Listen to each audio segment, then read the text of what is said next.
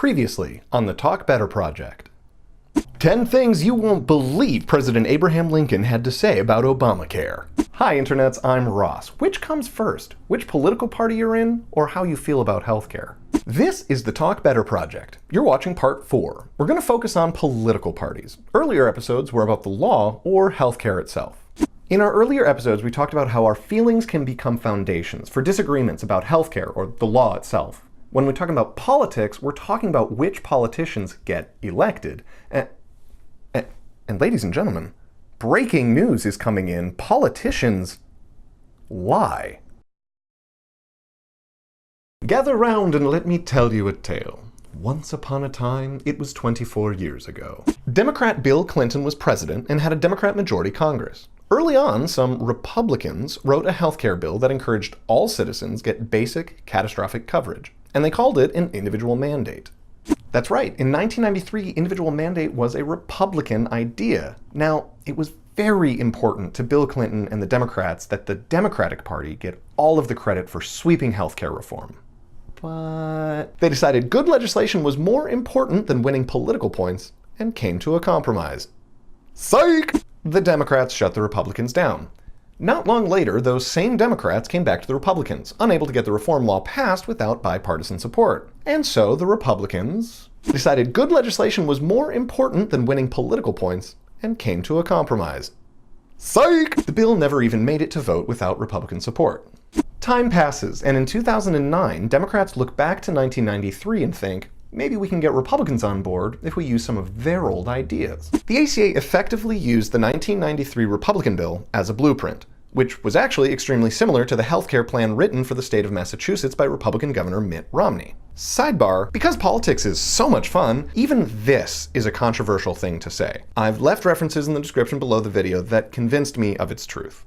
3 Democrats formed a group with 3 Republicans, gave themselves the super cool name Gang of 6, and sat down to update the blueprint into something both parties could agree on. And Republican leadership decided good legislation was more important than winning political points and came to a compromise. Psych! Republicans made it clear that they were not going to give the Democrats any opportunity to call it bipartisan. After the vote, Republican Senator Mitch McConnell said, "It was absolutely critical that everybody be together, because if the proponents of the bill were able to say it was bipartisan, it tended to convey to the public that this is okay. Congress must have figured it out." Thank God that didn't happen. Could you imagine? A Congress that figures things out? So what happened in 2010 when the bill got passed? Well, according to left-leaning magazine The Atlantic, McConnell's strategy worked. The narrative of Obama steamrolling over Republicans and enacting an unconstitutional bill that brought America much closer to socialism worked like a charm to stimulate conservative and Republican anger.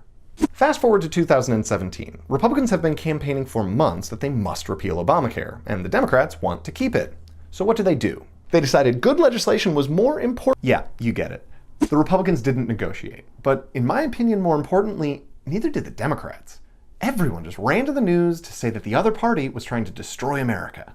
Remember, the ACA is a law about getting health insurance for poor people and people with pre-existing conditions. That's it. It's very important, but that's all that it does. It is my personal opinion that both political parties are trying to blow it up into something much bigger. I hold that both parties are more interested in making the ACA seem like an insurmountable problem than actually doing anything about it. Because notice that I didn't say conservatives are doing this, or liberals. Parties are doing this. People can negotiate. Parties want to get reelected. So do you want to have better political conversations? Don't equate people as their political party. Doing that would be like making wild assumptions about a person based on what football team they like. And Americans have a proud tradition of never doing anything. Screw you, Bears fans. Bears still suck. The thing to remember here is that political parties are private organizations that aim to get their reps elected. To do that, they need money. To get that, they need citizens to agree with them.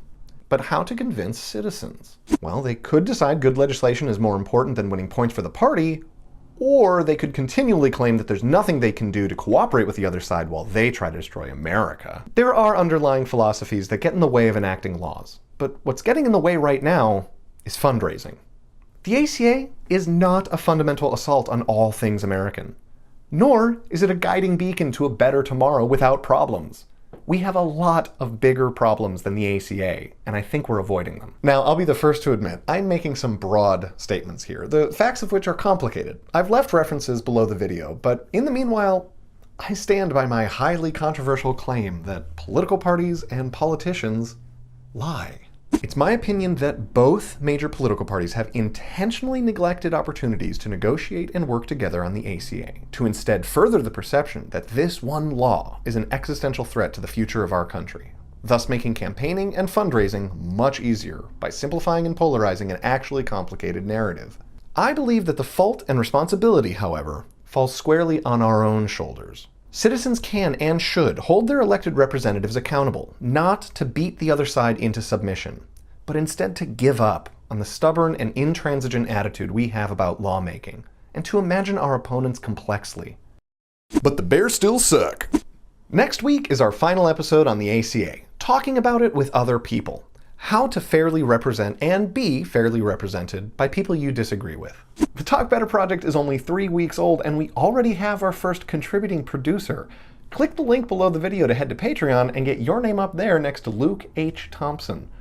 Thank you, Luke. Oh, and we're close to the end of our 5 episodes on Obamacare, so let me know in a comment what topics you want covered next.